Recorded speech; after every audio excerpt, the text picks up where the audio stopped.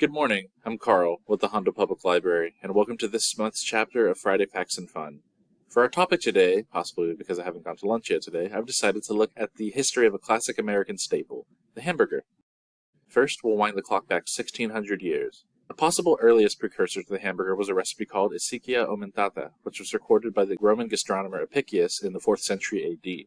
This baked patty was flavored with pine kernels, black and green peppercorns, and white wine. Minced meat was often a delicacy from ancient times through the medieval era, as fresh meat was way more expensive than preserved meats like sausages. Beef was also quite rare among the common people. What little meat was eaten was usually pork. Before the hamburger could be invented, the sandwich had to be invented first. The sandwich, due to its simplicity, is probably a very old invention, but sees little specific mention in historical texts. It probably didn't appear in any cookbooks because it was such a simple recipe, not even seen as a recipe, not a distinct food group of its own like it is today.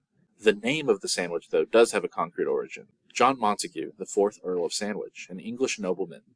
He was a gambler and supposedly invented the sandwich in the mid-1700s as a way to eat his meals without getting his hands dirty while playing cards. Sandwiches first appeared in American cookbooks in 1816, with recipes for sandwiches containing things such as cheese, fruit, shellfish, nuts, and mushrooms. Another food item that found its way into the sandwich was the fricadella, a cooked patty of German origin made using pork or veal, or a blend of the two. It was prepared more like a meatball than a beef patty, often including eggs and breadcrumbs. This was originally a fancy dish reserved for the upper class, but during the Industrial Revolution, advances in the meat industry made beef a more affordable meat, and the invention of the meat grinder made it easier to grind beef down to a texture fine enough for patties without the great effort that it used to take. There's nothing in the world that can compare with a hamburger, juicy and rare. In America, the fricadella gained a specific association with the German port city of Hamburg, as many of the European immigrants bound for America came from the port and brought the tradition of beef patties with them. Fricadellas in America were known as Hamburger steaks, or also a hamburger. There are conflicting stories about who in America was the first to make a sandwich out of the bun, and a common theme is that it was originally a fair food or street food. At the 1885 Erie County Fair in Buffalo, New York, food vendors Frank and Charles Menchie's reportedly ran out of sausages for their sandwiches and put beef patties instead at the suggestion of their butcher.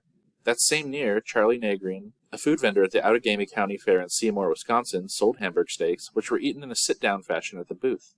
Because you had to sit down and eat them, there were many fairgoers who were not interested and wanted to go around seeing the other booths instead. To solve this, Nagreen flattened the patty and inserted it between two slices of bread. Oscar Bilby of Tulsa, Oklahoma was reportedly the first person to serve his burgers on a bun rather than sandwich bread, first doing so in 1891. The first tangible written mention of a hamburger is an ad for hamburger steak sandwiches at Barney's Saloon in Moulton, Texas. Something interesting happened to the word hamburger itself. Hamburger was originally a compound between Hamburg, the German city, and the suffix meaning from, like New Yorker, Londoner, Hong Konger. Through a process called rebracketing, the boundary was interpreted as being somewhere else, separating ham, possibly through association with meat, and the new word burger. Through this rebracketing process, you can get new words like veggie burger, bacon burger, and cheeseburger. There are two things I want to do. I want an American cheeseburger. Conference. Yeah, Hogan, What on drive. earth for? Cheeseburger first. Adding cheese to a hamburger became popular in the 1920s, as America's dairy industry expanded. There are, again, many competing stories as to who the first person was to put cheese on a hamburger. Out in the Midwest, the big burger giant of the day was White Castle, founded in 1921 and considered the first fast food hamburger chain. They are credited with inventing industrial spatulas, the paper hats that were ubiquitous of fry cooks, and the famous White Castle system that standardized the production of food, as well as making possible rapid preparation and cheap prices. Looks like you guys had some night, huh?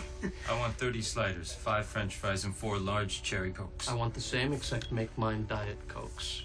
Chuck. Wow. McDonald's entered the scene in California in 1940, Burger King started in Florida in 1954, and Wendy's started in Ohio in 1969. These three restaurants are still the biggest three burger chains today, and throughout the 70s and 80s they competed heavily with each other in what became known as the Burger Wars. Instead of just promoting their food, they would air ads that often attacked their rivals. More beef than the Whopper or Big Mac. At Wendy's, you get more beef and less bun. Hey, where's the beef? This aspect of advertising returned in the late 2000s and early 2010s, as the ongoing recession made people more budget conscious. I'm sick of waiting. I'm calling the owner of Burger King.